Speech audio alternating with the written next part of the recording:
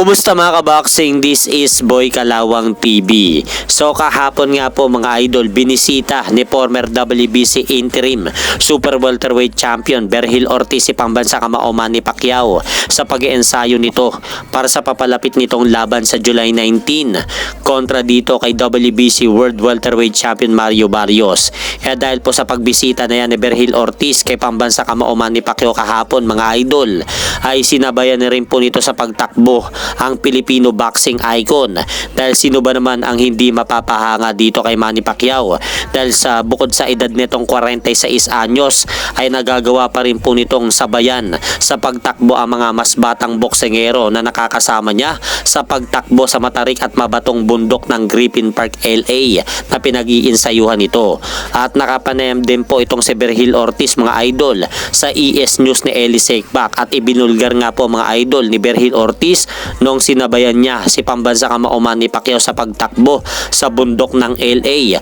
Ay nagulat daw siya dahil noong akalain niyang pare-pares na silang pagod sa pagtakbo sa matarik na bundok, ay nagawa pa daw ni Manny Pacquiao na tumodo pa ng takbo at iniwan pa sila nito. At matapos sinabi ni Berhil Ortiz takbuhin nila ang matarik na bundok, ay nagawa pa ni Manny Pacquiao na mag-sit ups ng ilang ulit. Kaya nagtataka siya kung saan kumukuha ng lakas at resistensya si Manny Pacquiao sa edad nitong 46 anyos. Pero sa kabila daw ng pagsabay ni Berhil Ortiz sa pag-iensayo kay Manny Pacquiao sa LA, ay lubos po daw siya nagpapasalamat dahil isang beses lang po daw ito mangyari sa kanyang buhay ang makasama niya ang nag-iisang 8th division na mundo ng boxing sa pag-iensayo. At sa kabilang banda naman, nakapanayam po itong isa pa nating Filipino boxing legend na si former 4th division world champion Nonito the Filipino Flash Donaire sa isinagawang interview dito ng Japanese reporter.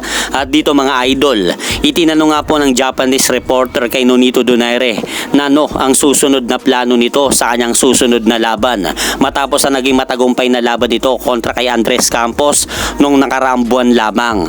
At dito ibinulgar nga po mga idol ni Nonito Donaire na matapos siyang manalo kay Andres Campos ay bigla na lang po nagkaroon ng interes na labanan siya ng mga dati niyang hinahamon na sina Juan Francisco Estrada at Roman Chocolatito Gonzales. Pero sa naging sagot na yan ni Donaire sa Japanese reporter, iba po ang target nitong labanan kundi itong mga kampiyon sa bantamweight division katulad ni WBA bantamweight champion in recess Seiya Tatsumi. Pero sa naging panayam na ito mga idol ni Nonito Donaire sa Japanese reporter, dito po ako na intriga matapos tawagin ni Donaire ang magkapatid na Casimero brothers na idiotic.